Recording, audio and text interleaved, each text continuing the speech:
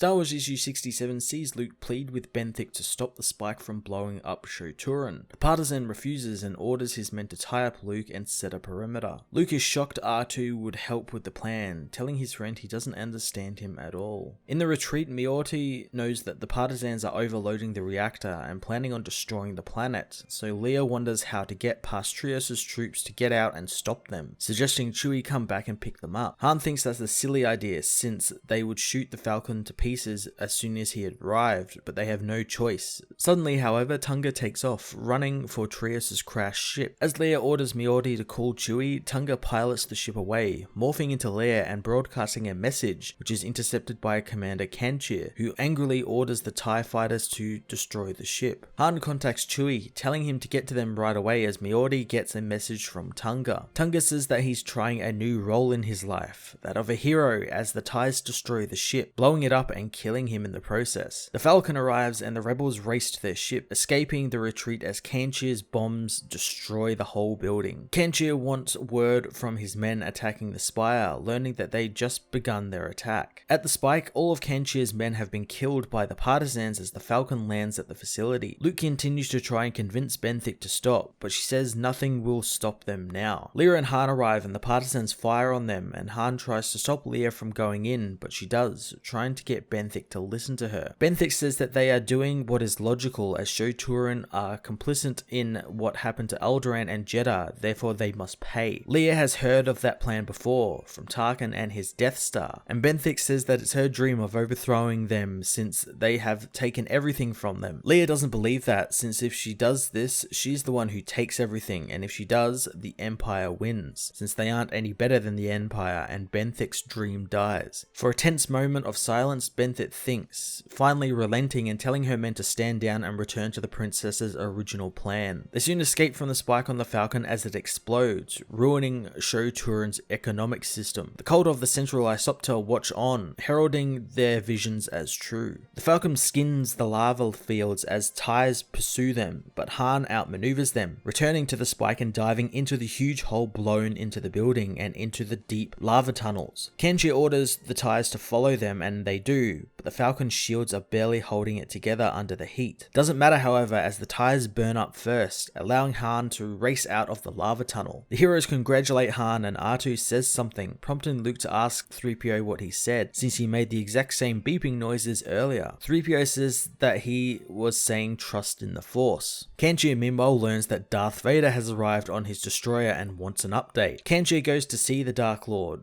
who wants a report on what happened, specifically wanting to know why Kanchir was bombing the castle. As Kanchir explains that Leia and her rebels were there, Vader force chokes him, killing him. Leia and the others meanwhile plan on dropping Benthic and her men off somewhere, letting them go back to their fight. Benthic wishes to be dropped on the planet Salubia, and on the planet Han stops Benthic, saying the last time they met, she was a hero with Enfys Nest Cloud Rider gang. So what happened? Benthic says that the galaxy changed, so she did as well, and Han says it changed for him as well, but differently, and they don't have to be anything they don't want to be anymore. As Han leaves, Benthic says that she will think about it and see what change brings them. Heading to the rendezvous point with Home 1, Miorti is happy to be home, finding herself not interested in leaving the ship again. Back on Shu-Torun, Tunga managed to make it out of the crash alive, found by the Central Isopter cult members, who induct him into their ways, whether he likes it or not. In Home 1, Miorti leaves the crew as 3PO thanks her for fixing him. Han wonders what's next, and Leia says that Mon Mothma has asked them to scout some potential worlds for future bases. Han looks over the list, citing worlds like Lolania Prime, Atanu, and Hoth. Han thinks that some of these names sound made up, but Luke knows that at least one of them will be their new home. Star Wars issue 67 saw Kieron Gillen end his pretty awesome run on the book while also ushering us into a time closer to the beginning of The Empire Strikes Back. I have really loved his writing on the book, and this issue was no different, capping off his great Shu-Torun arc, which was lots of fun, classic Star Wars action, humor, and heart. I enjoyed seeing Leia convincing the partisans to change their ways, so I'm looking forward to see how the radical rebels have changed the next time we see them, or whether they have changed at all, or whether they're still following Saw Gerrera's doctrine. Greg Pak and Phil Noto come up next issue, and I cannot wait to see what they have to deliver on this book. I'm going to give this issue a 9 out of 10.